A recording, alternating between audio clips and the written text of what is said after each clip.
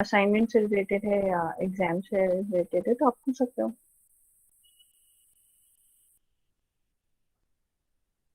Okay, good morning class. Last lecture में हम लोगों ने बात करी थी modern forms of communication, what are the different different modern applications, tools for the effective communication. See current time में when people are not visiting personally, जब लोग एक दूसरे को पर्सनली विजिट नहीं कर पा रहे हैं तो ऑनलाइन कम्युनिकेशन के टूल्स की इम्पोर्टेंस ऑलरेडी बढ़ जाती है। फाइन, तो इसलिए yes Shivani.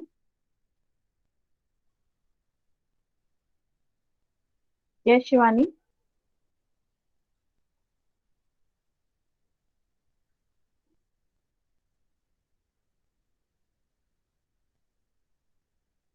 Okay, actually we are talking about in last lecture we have already discussed modern forms of communication which helps us for better communication while keeping our distance or maintaining our distance, और जो भी हमारी boundaries हैं अभी pandemic के time में तो already सारी जितनी भी एक्टिविटीज हुई वो, या जितनी भी इन एक्टिविटीज से रिलेटेड जितने भी कम्युनिकेशंस हुए, प्रोफेशनल कम्युनिकेशंस की अगर हम लोग बात करें तो all these professional communication held with the help of modern tools. तो जितने भी मॉडर्न टूल्स थे, video conferencing, tele conferencing, fax machine, emails, internet facility, इन सबसे इन एक्टिविटीज को कंडक्ट किया गया और ये काफी सेफर साइड थे और धीरे धीरे आप देख ही रहे हो इंडिया में इस पर काम हो रहा है।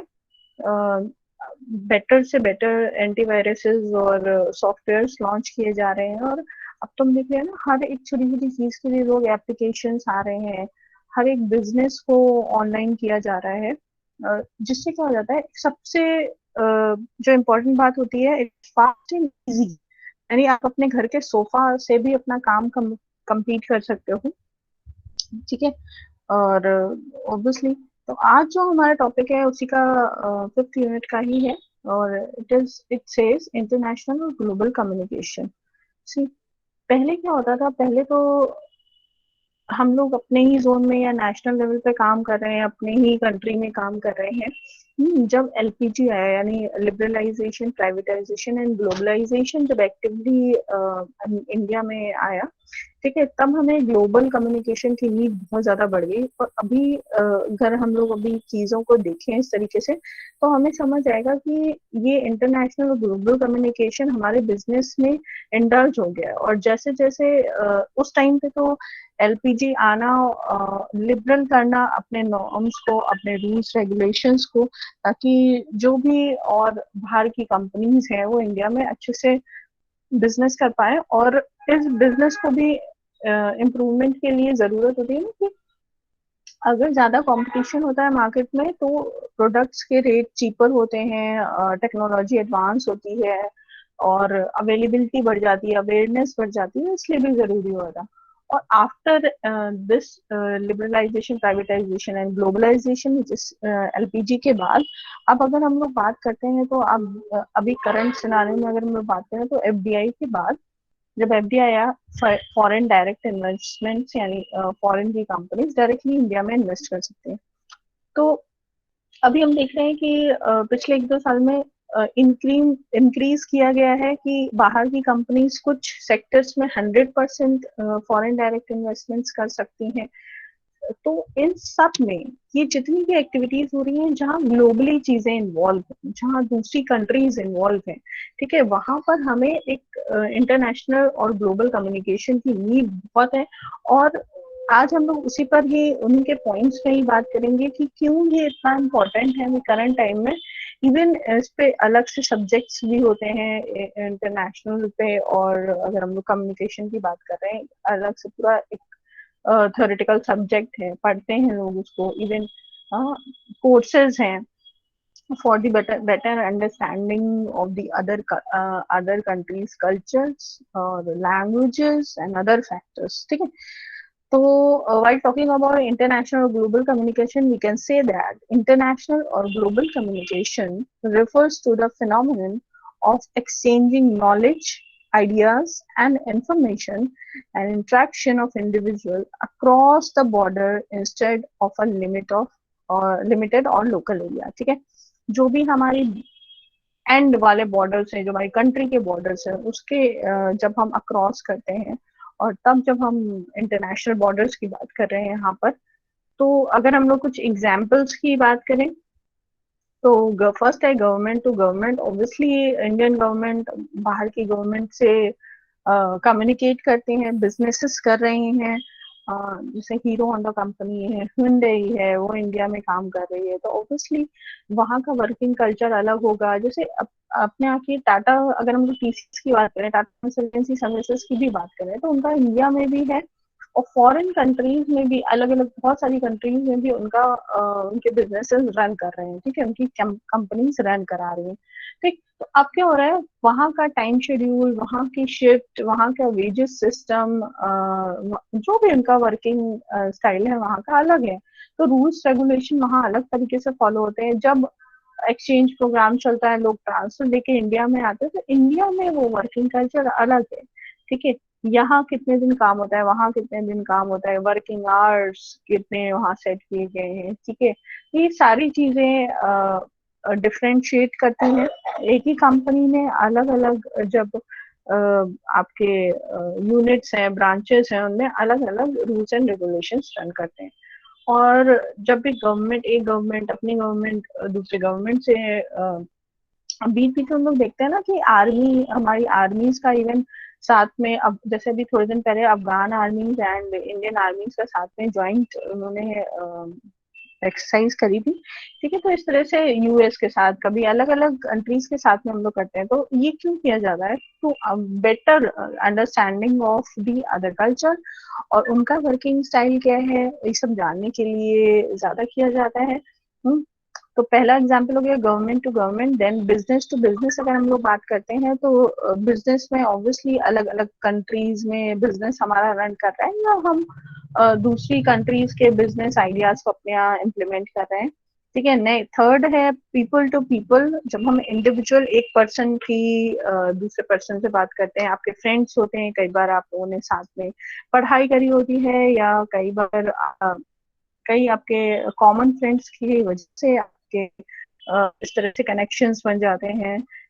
ठीक है, या आप किसी प्रोजेक्ट के लिए किसी फॉरेन कंट्री में जाते हो, तब ऐसा हो जाता है. तो अगर हम लोग बात करें, तो ये जो भी इंटरनेशनल और ग्लोबल कम्युनिकेशन है, ये अगर हम लोग इसकी स्टार्टिंग की बात करें कि कब से ये बहुत एनफोर्सली लागू हो गया, या एनफोर्सली एक्टिवली हमको एक ये नया टर्म पता चला कि भाई ये भी जरूरी है. तो आफ्टर 20th सेंचुरी ये बहुत ही ज्यादा ग्लोबली हर एक कंट्री में ये इफेक्टिवली आ गया. ट्रेडिशनली अगर हम बात कर रहे हैं कि दो नेशंस के बीच में, दो स्टेट्स जो नेशनल स्टेट्स हैं, उनके बीच में जब कम्युनिकेशन होता है, उनके नेशनल्स के बीच में, इंडिविजुअल्स के बीच में, बिजनेसेस के बीच में, तब हम उसे इंटरनेशनल या ग्लोबल कम्युनिकेशन कह सकते हैं. एंड ये बिजनेस में बहुत इम्पोर्टेंट इसलिए होता है क्योंकि अभी हम ग्लोबली बहुत एक्सपेंड कर चुके हैं. ठीक है, और ये हमारा एक्सपेंशन, अगर हम किसी के कल्चर को, किसी की लैंग्वेज को रिस्पेक्ट नहीं देंगे, ठीक है, अलग अलग जो भी चीजें हैं, जैसे अभी करंट टाइम में अगर हम लोग बात करें, तो आप इवन पहले क्या होता था, हम लोग अपने इंडियन सीरियल्स ही देखना पसंद करते थे, बट जब से हमारे पास या हम ज्यादा से ज्यादा हम लोग देखते थे, तो हॉलीवुड के में इंटरेस्टेड होते थे लोग ज्यादा.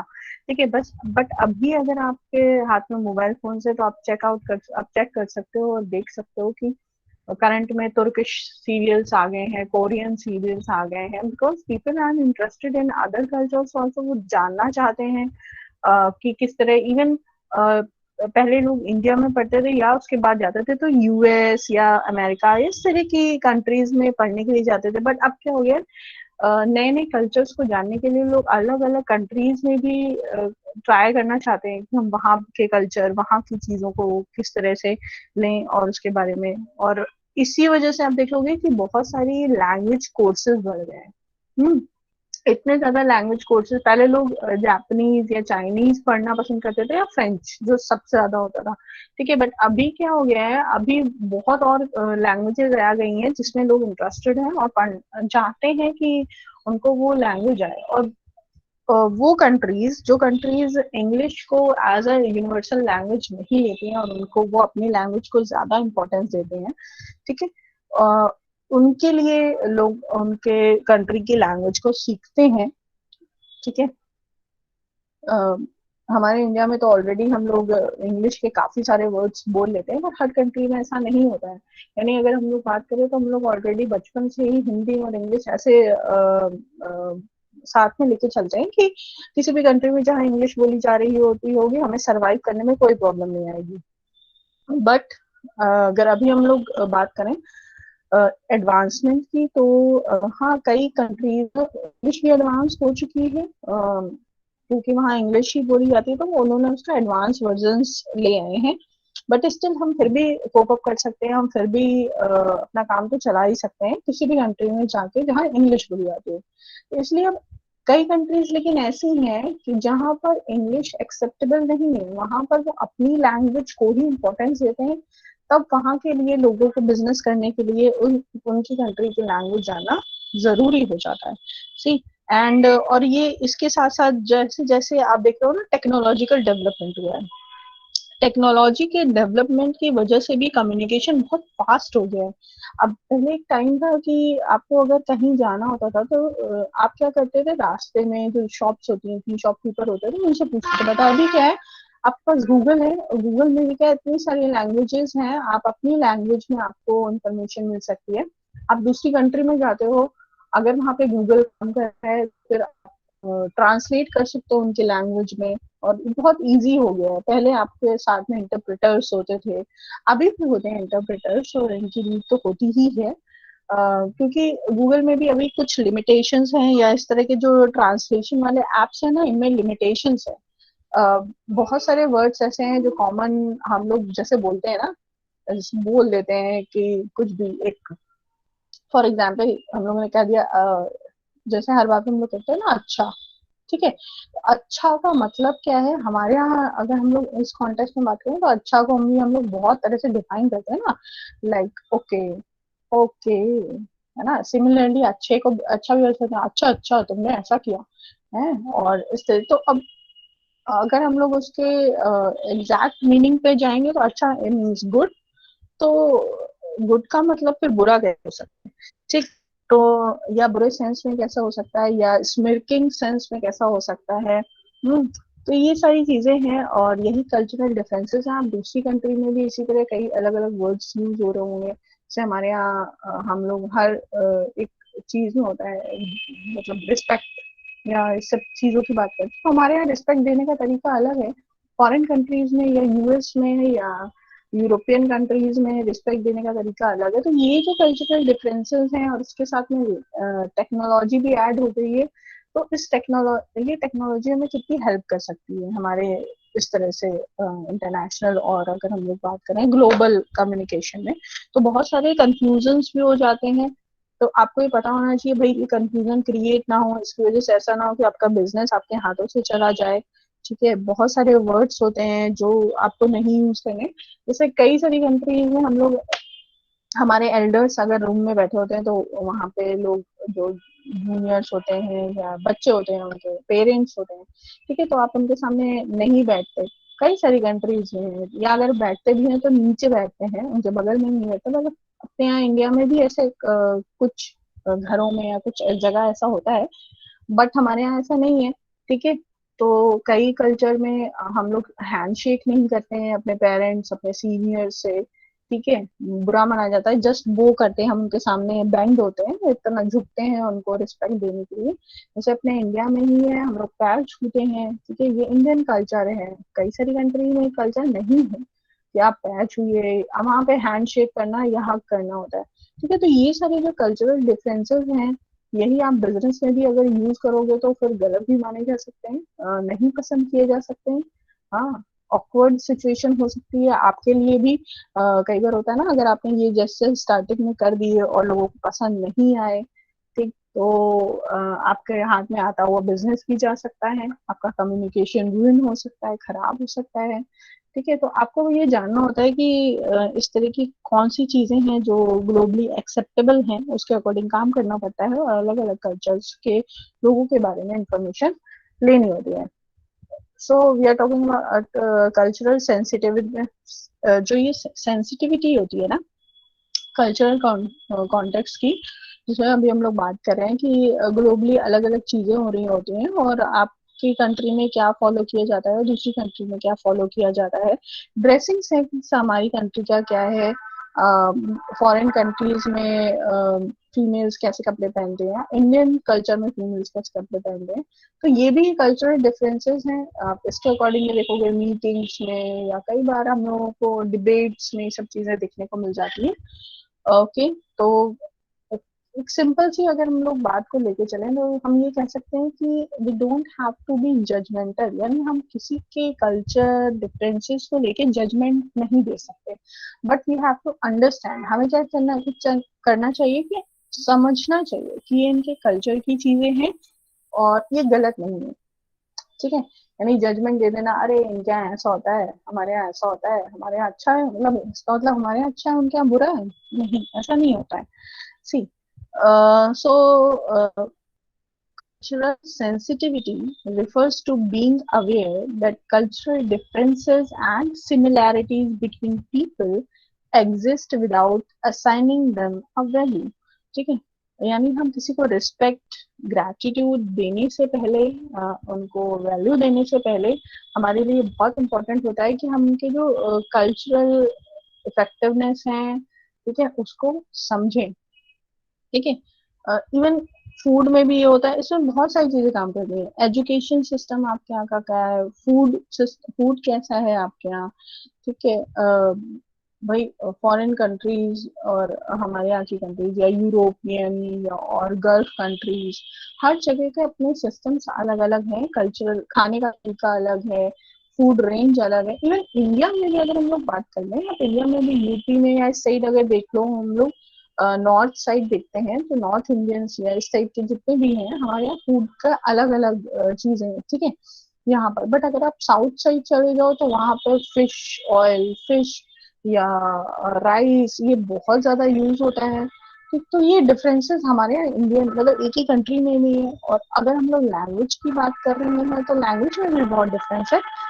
आप साउथ के साइड चले जाओ तो ऑब्वियसली उनकी लैंग्वेज अलग है।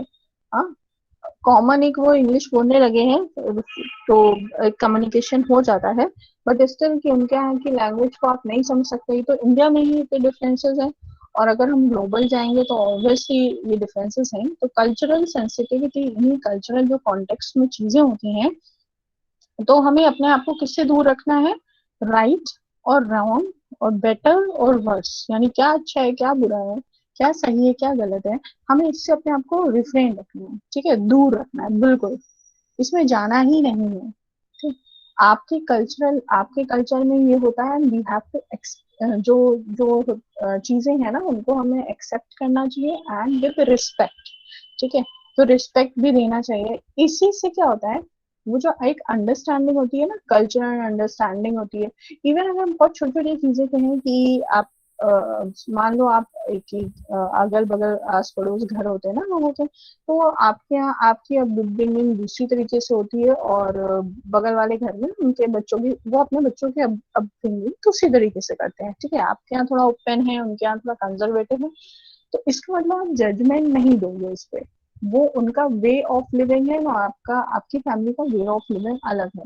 तो ये सिंपल सी बात है ना कि अगर एक ही जगह पर रहने पे भी लोग अलग अलग तरह से अपब्रिंगिंग ले रहे हैं, तो सिमिलरली अगर हम दूसरी कंट्रीज की बात करेंगे जो हिली एरियाज हैं, जहाँ पे विंटर्स ज्यादा होती है, जैसे अपने इंडिया में 3 वेदर्स होते हैं और वो भी एक्सट्रीम पे होते हैं, विंटर्स भी एक्सट्रीम, समर्स भी एक्सट्रीम। तो हमारे यहाँ उस तरह का फूड है, उस तरह का कल्चर है, उस तरह की ड्रेसिंग सेंस है, सब चीजें सिमिलरली फॉरेन कंट्रीज में भी इसी तरीके हैं। तो हम लोगों को क्या रखना है, स्ट्रॉन्ग विल रखनी है और रिफ्रेन करना है अपने आप को राइट रॉन्ग और बेटर और वर्स इन सब चीजों से, कल्चरल सेंसिटिविटी को और कल्चरल कॉन्टेक्स्ट को अलग रखना है, तभी हम क्या कर पाएंगे, बेटर तरीके से रिस्पेक्ट दे पाएंगे, बेटर तरीके से समझ पाएंगे। इसीलिए बोलते हैं ना कि किसी के कल्चर को, किसी की चीजों को गलत नहीं बोलना है। जो वो बचपन से करते चले आ रहे हैं, या जो उनकी कंट्री में जो होता चला आ रहा है, वो एकदम से गलत कैसे हो सकता है। ओके, अब हम लोग एक एग्जाम्पल ले लेते हैं फॉर द बेटर अंडरस्टैंडिंग और what is cultural context and cultural sensitivity. यहाँ पर एक एग्जाम्पल है हमारे पास में। एवरी जोन्स एक पर्सन है, 55-year-old African American women, okay, has not been feeling well. Okay, एक 55-year-old अफ्रीकन अमेरिकन वुमेन है, उनका नाम एवरी जोन्स है, और वो थोड़ा ठीक नहीं महसूस कर रही। She is not feeling well since she is new in town. Okay, वो टाउन में नई है, and has not yet had a chance to establish care with a physician. क्योंकि वो अभी टाउन में है, तो उनका अभी कोई ऐसा इंटैक्ट हुआ नहीं है कि उनको जो भी फिजिशियन है उनके पास जाना पड़े। So she decided to go to Dr. James Morrison, अपने at her friend's recommendation. उनके फ्रेंड ने उनको रिकमेंड किया कि आप डॉक्टर जेम्स से जाकर मिलो, ठीक है। ओके, तो upon their first meeting the 32-year-old doctor Morrison introduces himself as doctor Morrison and calls her Avery, ठीक है।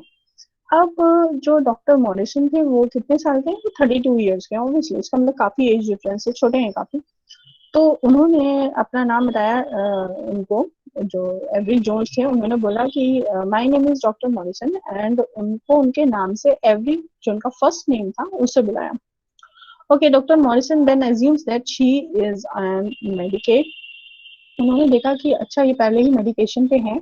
Every Jones leave doctor Morrison practice upset and decides to find a different doctor. Okay, तो Avery Jones वहां से निकलती हैं and she is disappointed, वो उन्हें पसंद नहीं आया और वो चाहती हैं कि उनको दूसरा डॉक्टर देखे। Okay, doctor Morrison is obviously confused about her response. So what did he do wrong. अब हमें यहाँ पर नहीं समझ में आ रहा कि भाई डॉक्टर मॉरिसन ने ऐसा क्या गलत कर दिया, क्योंकि डॉक्टर मॉरिसन तो काफी कंफ्यूज से लगे, उनको कुछ समझ नहीं आया कि उनके रिस्पॉन्स भी पॉजिटिव नहीं लग रहे हैं। वो may be she is not feeling good about Dr. Morrison. Okay. See, in this example, Dr. Morrison was not being culturally sensitive. In many cultures, it is customary to call people by their last names, especially when they are older than you. बहुत सारे culture में क्या होता है कि आपको उनके last name से बुलाना पड़ता है। वो ज्यादा प्रोफेशनली और करेक्ट माना जाता है। बट सिमिलरली कई सारी कंट्रीज में लास्ट नेम से बुलाना अच्छा नहीं भी माना जाता है, ठीक है। शेम माना जाता है, तो ये भी ध्यान रखना है। तो क्योंकि जो डॉक्टर मॉरिसन थे, उनको कल्चरल सेंसिटिविटी के बारे में उतना नहीं पता था, या उन्होंने उतना क्या कहेंगे, अवॉइड किया उन्होंने उसको थोड़ा। और उन्होंने वो बड़ी भी थी और काफी उनसे, उन्होंने उनको फर्स्ट नाम से उनको बुला लिया, जैसे हम लोग आपस में बुलाते हैं। इंस्टेड ऑफ मिसेस जोन्स, वो हमें मिसेस जोन्स भी कह सकते थे। She took it as a sign of disrespect. So जो एवरी जोन्स थी, जो 55 ईयर ओल्ड की, उन्होंने इसको किस तरीके से लिया, उन्होंने इसको इस तरीके से लिया that doctor Morrison is disrespecting her, ठीक है। डॉक्टर मॉरिसन क्या कर रहे हैं, उनको डिसरिस्पेक्ट कर रहे हैं। To make matters worse, doctor Morrison assumes that every Jones was on Medicaid based solely upon his initial impression of her, ठीक है। और दूसरी बात, उनको ये भी ठीक नहीं लगा कि, मतलब यही है ना कि आप एक चीज, आपने जो इमेज होती है ना कि first image is the last image, तो आपकी जो फर्स्ट इमेज पड़ती है ना लोगों पे, उसकी वजह से ही बाकी सारी एक्टिविटीज भी आपके उसी के अकॉर्डिंग ली जाती है। तो यहाँ पर भी वैसे ही हुआ। तो ऑब्वियसली इसकी वजह से जो एवरी जोन्स थे, उनको ये लगा कि भाई डॉक्टर मॉरिसन अच्छे से देख नहीं पाते हैं और अच्छे डॉक्टर नहीं है, और वो इसीलिए उन्होंने दूसरे किसी डॉक्टर की तरफ जाना पसंद किया। और उन्होंने बोला कि भाई ये तो मुझे ठीक नहीं लगे, मैं किसी और को दिखाना पसंद करूंगी फॉर दी मेडिकल ट्रीटमेंट, ठीक है। तो ये आप देख रहे हो कि सिर्फ जस्ट आप नाम के बुलाने से आप कितना डिफरेंस हो गया एक जो कल्चरल सेंसिटिविटी। और पता है ये इस तरह के कॉन्फ्लिक्ट्स अगर माइंड में आ जाते हैं ना, तो क्या होता है, लोग इसी की माउथ पब्लिसिटी भी हो जाती है। यानी अब वो जो एवरी जोन्स है वो जिनके पास भी जाएंगी, she told all of them that doctor Morrison is not a good doctor. ठीक है, वो एक अच्छे डॉक्टर नहीं है, इस तरह की चीजें कह सकती है, उनके क्लिनिक में जाने के लिए लोगों को मना कर सकती है। तो उनका कॉन्फ्लिक्ट कितना इफेक्टिव होगा मॉरिसन, डॉक्टर मॉरिसन के लिए, ठीक है, ये हमें इस बात से लगता है। तो यहाँ पर हमें इस छोटे से एक छोटा सा एग्जाम्पल है, but we can understand that ये कितना ज्यादा इम्पैक्टफुल हो सकता है और कितने इसके कॉन्सिक्वेंसेस आगे हो सकते हैं। ओके, नेक्स्ट हम लोग बात करते हैं cultural competency. Actually, applying cultural sensitivity to your actions can be the difficult part. Yes. अगर हमें कल्चरल सेंसिटिविटी के बारे में, जब तक हमें सामने वाले के कल्चर के बारे में नहीं पता होगा, हम कल्चरल जो सेंसिटिविटी है उसे इफेक्टिवली इम्प्लीमेंट नहीं कर पाएंगे। सो अमेरिकन साइकोलॉजिकल एसोसिएशन टिप्स कुछ यहाँ पर दिए हुए हैं आपको। 3 टिप्स हैं कि आप किस तरीके से ये अपनी कॉम्पिटेंसी जो कॉम्पिटेंसी है, कल्चरल कॉम्पिटेंसी, आप उसको किस तरह से बढ़ा सकते हो, ठीक है, ताकि आपकी कल्चरल सेंसिटिविटी यानी किसी भी दूसरे कल्चर से रिलेटेड जो भी बातें हैं, चीजें हैं, आप उनको कितना इम्पैक्टफुली कर सकते हो। कॉम्पिटिशन बढ़ाने के लिए यहाँ पे अमेरिकन साइकोलॉजिकल एसोसिएशन ने हमें 3 टिप्स दिए हैं। First, learn about your culture. ठीक है, सबसे पहले हमें अपने कल्चर के बारे में पता होना चाहिए, मिथ्स भी पता होने चाहिए, रूल्स भी पता होने चाहिए, डिसिप्लिन भी पता होने चाहिए अपने कल्चर के। इवन इंडिया में भी अगर हम लोग बात करें तो यहाँ पर बहुत कल्चरल डिफरेंसेस हैं। तो हमें सबसे पहले अपने कल्चर के बारे में पता होना चाहिए, then learn about different cultures. अपनी कल्चर के साथ साथ हमें अब दूसरे कल्चर के बारे में भी, चीजों के बारे में भी पता होना चाहिए। पूरा आप डीपली नहीं पढ़ सकते हो, डीपली इंफॉर्मेशन नहीं गैदर कर सकते हो, बट स्टिल आप कुछ तो इंफॉर्मेशन गैदर कर ही सकते हो। Third, interact with diverse group of people. और तीसरा, आप तीसरा फंक्शन हम कह सकते हैं, आप किस तरीके से अपनी कॉम्पिटेंसी लेवल बढ़ा सकते हो फॉर कल्चरल कम्युनिकेशन।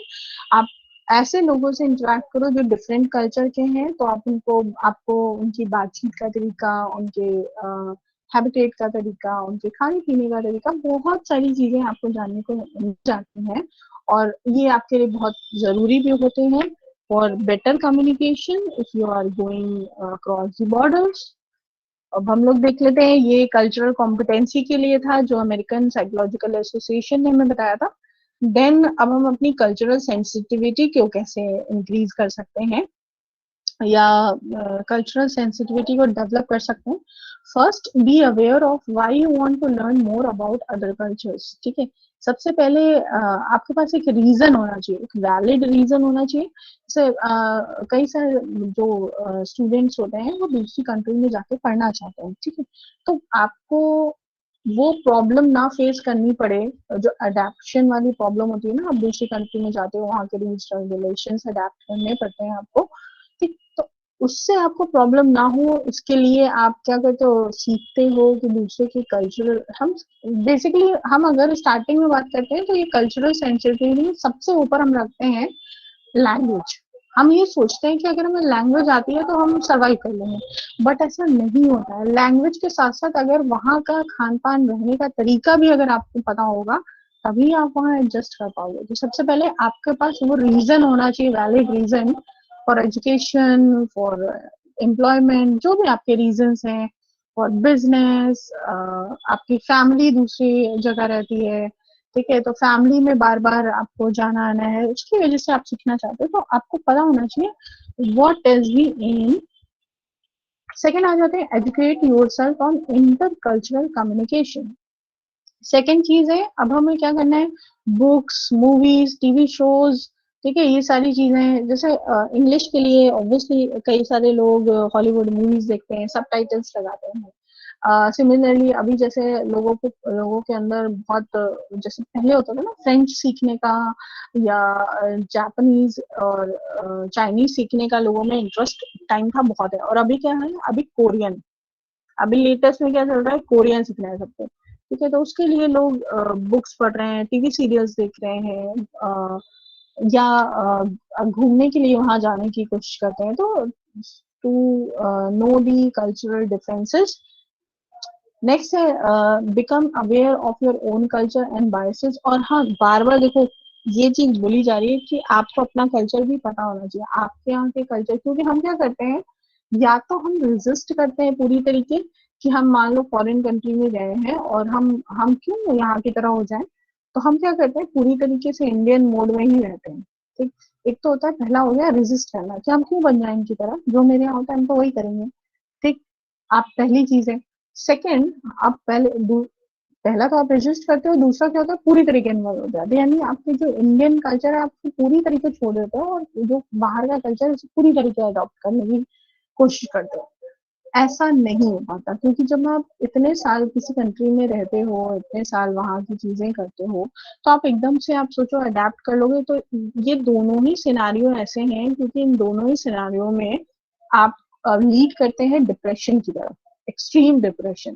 क्योंकि आप रेजिस्ट करते हो ना, तो आपको लगता है अरे इनके में ये होता है, आपके मन में कॉन्फ्लिक्ट्स आते हैं, आपके थॉट प्रोसेस हार्मफुल हो जाते हैं, ठीक है, आपको बुराई बुराई दिखने होती है ना, आप जजमेंटल हो जाते हो। और जब आप अडेप्ट करने की कोशिश करते हो तब भी यही होता है, ठीक है। आपके यहाँ वो सारी एक्टिविटीज नहीं होती, बट आप उन्हें अडेप्ट करना चाहते हो, आप उनके जैसा बनना चाहते हो, तो जो आपने इतने सालों से नहीं किया और एकदम से जब आप करने की कोशिश करते हो, तब भी आपका जो आप लीड करते हो डिप्रेशन की तरफ, ठीक।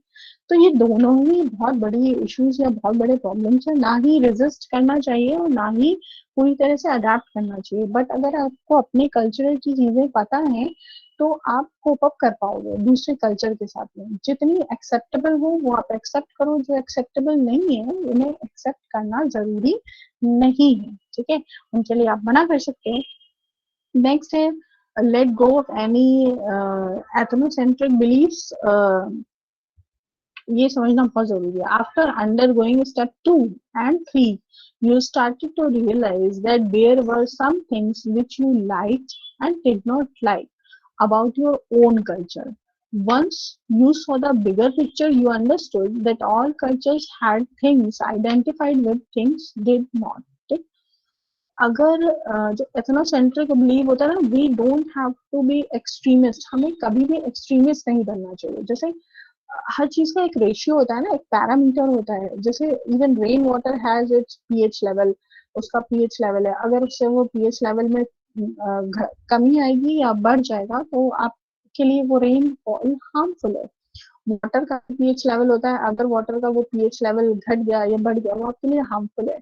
आपके खाने में अगर नमक का जो क्वांटिटी है वो अगर घट गई या बढ़ गई तो भी दिक्कत हो सकती है। सिमिलरली जो हमारी बिलीव्स है ना, यानी एक चीज होता है फॉलो करना, एक होता है बिलीव करना, ठीक। एक होता है लॉजिकल मैनर्स में बिलीव करना, यानी आपको भाई कल्चर, हर किसी के कल्चर में कुछ चीजें ऐसी होती है जो आपको पसंद होंगी और हमें नहीं पसंद होगी, ठीक है। यानी हमें अपने ही कल्चर की कुछ चीजें पसंद आती हैं और अपने ही कल्चर की कुछ चीजें नहीं पसंद आती, तो हमें जो पसंद आती है हम उसे ले लेते हैं और जो नहीं पसंद आती हम उसे छोड़ देते हैं, ठीक। बट हम बुराई तो नहीं करते ना, बट हम ये तो नहीं कहते कि ये मेरे कल्चर में ऐसा हो रहा है वैसा हो रहा है और ये तो मैं बिल्कुल नहीं करूंगा, हम नहीं करते ये। सिमिलरली जब दूसरे के कल्चर की चीजों की बातें होती है ना, तब भी हमें यही करना चाहिए। क्या करना चाहिए हमें, कि हमें उन्हें रिस्पेक्ट देना चाहिए। जो चीजें अच्छी लग रही है वो हम अडॉप्ट कर सकते हैं उनको, और जो चीजें नहीं अच्छी लग रही है हमें उन पर जजमेंट नहीं पास करना चाहिए। फॉर बेटर, अगर हम कहेंगे ना कि इसी को बोलते हैं एथनोसेंट्रिक बिलीव, इसमें बहुत जरा सी एक थिन लाइन होती है अपने आप को एक्सट्रीमिस्ट बनाने में। एक्सट्रीमिस्ट वो होते हैं जो बिल्कुल होता है ना कि आंख बंद करके बिलीव करते हैं, फेथ जिसको हम कहते हैं, कि जो कुछ किया होगा, अरे ये हमारे पेरेंट्स ने हमें सिखाया है तो सही सिखाया होगा, ये हमारे पेरेंट्स ने हमसे बोला है तो सही बोला होगा, ठीक है। कब हमें किस चीज की नीड है, हमारे पेरेंट्स उसके अकॉर्डिंग ही हमें फीड करते हैं, उसके अकॉर्डिंग ही हमें इन्फॉर्मेशन देते हैं। हमारी एज अभी अगर उन बातों को समझने की नहीं है तो वो अवॉइड कर देते हैं, नहीं बताते हैं। हमें, तो इसका मतलब ये नहीं कि वो गलत हो जाते हैं, ठीक है। हम ये तो नहीं कहेंगे ना हमारे पेरेंट्स झूठ बोलते हैं इनसे, ठीक है, बट हम उसको रिस्पेक्ट देते हैं कि हमारी मेंटल लेवल अभी उस वहां तक मेच्योरिटी लेवल नहीं पहुंचा है कि हम चीजों को समझ सके। तो सिमिलरली बिलीव्स या मिथ्स या ये सब चीजें जो होती हैं एक्सट्रीमिस्ट के लिए होती हैं। ऐसे लोग जो अंडरस्टैंडिंग होते हैं वो इन बिलीव्स को पसंद करते हैं और नहीं भी पसंद करते हैं एट द सेम टाइम, ठीक है। नेक्स्ट है ask questions during intercultural exchanges.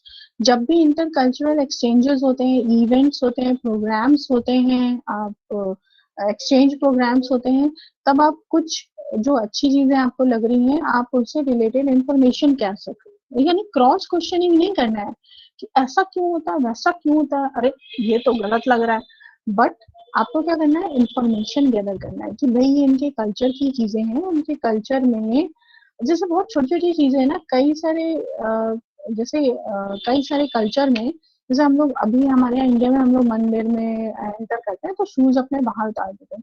Similarly बहुत सारे और कल्चर में वो घर में एंटर करने से पहले भी शूज बाहर उतारते हैं, और कई सारी जगह ऐसा नहीं है, वो अपने घर में शूज पहन के भी चले जाते हैं, ठीक है। तो ये क्या है, छोटा सा जेस्चर है, बट स्टिल आपके पास इंफॉर्मेशन नहीं है तो आप गलत सही बोलोगे, बट अगर आप चाहोगे कि लोग आपको बताएं कि ऐसा आपके यहाँ होता है, ओके तो मुझे भी करना चाहिए, ठीक है। तो ये हो गया कि आप इस तरह से क्वेश्चंस पूछ सकते हो फॉर द बेटर नॉलेज और gathering information, not for the कहा जाए ना अपोज करने के लिए नहीं, क्रिटिसाइज करने के लिए क्वेश्चंस कभी नहीं पूछने चाहिए। Okay, so these what we are viewing on the screen is factors that influence intercultural communication. अब कौन कौन से फैक्टर्स है जो हमारे इंटरकल्चरल कम्युनिकेशन को इम्पैक्ट करते हैं, यानी जिसकी वजह से मोल्डिंग ऑफ कल्चरल इफेक्टिवनेस होता है। वो होता है, पहला होता है कल्चरल आइडेंटिटी, रेशियल आइडेंटिटी, हम सब जानते हैं, then ethnic identity, gender roles, individual identity, social class, age, जितने भी डेमोग्राफिक चीजें हैं ना, एज हो गया आपका, सैलरी किस तरह से आपको मिल रहा है, ठीक है। तो ये हर एक चीज आपको क्या करती है, मोल्ड करती है, जो आपके आपको इन्फ्लुएंस करती है, आपके जो कल्चरली आप जैसे ब्रॉटअप हुए हैं, ये सारे फैक्टर्स उसको मोल्ड करने में या ग्रूम करने में हेल्पफुल होते हैं, ठीक। तो हमें ये समझना चाहिए, तो बेसिकली हमें identity, racial identity, gender roles और ये सारी इंफॉर्मेशन अगर हमारे पास होगी तभी हम दूसरे के कल्चर को बेटर तरीके से समझ पाएंगे, ओके। अब ये जो इंटर कल्चरल कम्युनिकेशन हम इसको बेटर कैसे कर सकते हैं, do your research work, simple, सबसे पहले हमें करना है दूसरे के कल्चर के बारे में information, practice listening and observing, और लिसनिंग एंड ऑब्जर्विंग बहुत जरूरी होती है जब आप सुन रहे होते हो और ऑब्जर्व कर रहे होते हो, यानी अभी हम लोग क्या करते हैं, बहुत छोटी सी चीजें हैं कि अभी हम जब सुनते हैं तो हमारे माइंड में क्वेश्चंस आ रहे होते हैं और हम उन क्वेश्चंस को पूछना चाहते हैं, हम सुनना नहीं चाहते, हम ऑब्जर्व नहीं करना चाहते, हम क्वेश्चन की तरफ झुक जाते हैं। यानी हम उसी पीक टाइम में जब सामने वाला हमें पूरी इंफॉर्मेशन दे रहा है, मेरे दिमाग में क्वेश्चन चल रहे होंगे, अच्छा ये हो रहा है, अच्छा ये ऐसा मुझे बताना चाह रहे हैं, ठीक है। तो हम जब इन क्वेश्चंस की तरफ चले जाते हैं तो हमें हमारी आंसर्स मिल नहीं पाते हैं, हमारे पास डाउट्स बहुत सारे इकट्ठा हो जाते हैं और हम ऑब्जर्व भी नहीं कर पाते हैं चीजों को बेटर तरीके से। Third, if you don't understand ask, अगर आपको कोई चीज समझ नहीं आ रही है देन सिंपली जस्ट आस्क, ठीक है। क्रिटिसाइज नहीं करना है, क्रॉस क्वेश्चनिंग नहीं करनी है, बट हेल्पफुल आपके लिए बिना किसी हेजिटेशन के आपको क्वेश्चन पूछने चाहिए। फोर्थ है you will make mistakes, yes.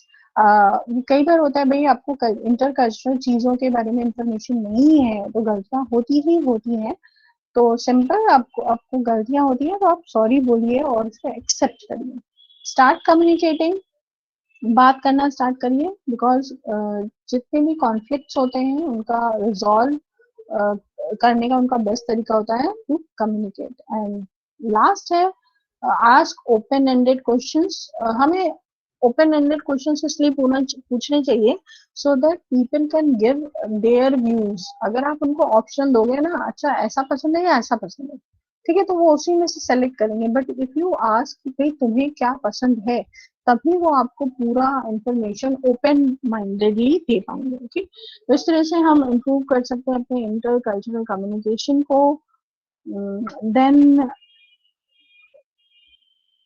We have few more keep sentence. अगर हम लोग राइटिंग में बात कर, रिटन में बात कर रहे हैं, ये अभी हम लोगों ने जो ऊपर बात करी, हम लोग किस तरह से कम्युनिकेशन अपना एनहांस कर सकते हैं।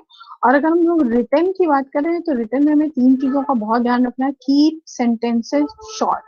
अगर हम ट्रांसलेट भी कर रहे हैं तब भी हमें सेंटेंसेस शॉर्ट लिखते हैं, इसलिए क्योंकि अगर हम सेंटेंसेस लेंदी कर देंगे तो ऑलरेडी सामने वाले को हमारे लैंग्वेज के बारे में उतनी इंफॉर्मेशन नहीं है, और हम उसको ज्यादा लेंदी कर देंगे तो हम वो जो आपकी बात कहना जो आप चाहते हैं, वो जो उसका कॉन्टेक्स्ट है या जो एम है आपकी इंफॉर्मेशन देने का, वो वहां तक नहीं पहुंच पाएगा। तो आपके जो सेंटेंसेस होने चाहिए शॉर्ट एंड सिंपल वर्ड्स में होने चाहिए। Second, avoid grammatical structure that are uncommon in other languages. बहुत सारी अदर लैंग्वेजेस में जो हमारे यहाँ जो ग्रामर्स चलती हैं, हर कंट्री में वो ग्रामर नहीं चलती, तो आप बहुत ज्यादा ग्रामर पे फोकस होके नहीं, आप जो अपनी बात कहना चाह रहे हो वो उसमें पूरी बैक नीचे।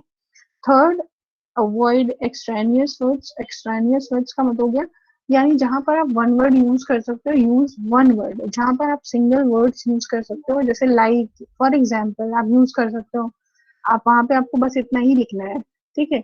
या in my opinion and this this this अगर आप लिखोगे तो क्या होगा कि इंफॉर्मेशन, जो लैंग्वेज बैरियर है या इंटरकल्चरल बैरियर्स हैं, उनकी वजह से आपकी इंफॉर्मेशन करेक्टली नहीं पहुंच पाएगी। Okay, these are all the intercultural global international communication। और इस पर हम लोग ट्राई करेंगे, आपको एक केस स्टडी है वो बताने की, तभी आप समझ पाओगे कि इफेक्टिवली भाई ये कितना इम्पोर्टेंट है हमारे लिए। जो हम बोल सकते हैं कि ग्लोबल कम्युनिकेशन, और प्रोफेशनल वर्ल्ड में तो उसकी नीड बहुत ही ज़्यादा है। Okay, thank you class, and I hope आप सबने अपनी अटेंडेंस मेंशन कर दी होगी। Thank you ma'am. Aditi, thank you. Welcome, Mita. Alka, yes. Aditi, Suyash, Saurabh, Anjali, Aman, Tanisha, Ankit, Swapnil, Shivam, Shiva, Deepak, Manan, Shivani, Manisha, Moni, Anushka, Achal, Mrityunjay, Arpita, Alham, Kritika, Rishabh, Tanya, Naina, Adnan, Chandramani, Bhumi, Yatahat, Pratyaksh, Shreya, Alka, Love, तरंग, Kartik, Shivani, Piyush, Kartikeya, Govind, Divyanshi. Okay, Vartika also. Okay, last Nikhil, Laksh, Aditi, Suyash. Is there anyone else? Do mention your attendance, Pita. I hope कि आपने सबने अपनी attendance mention कर दिया. Okay, thank you class. Thank you ma'am. Welcome, Pita. Ma'am Yes, Pita. Yes, yes. Ma'am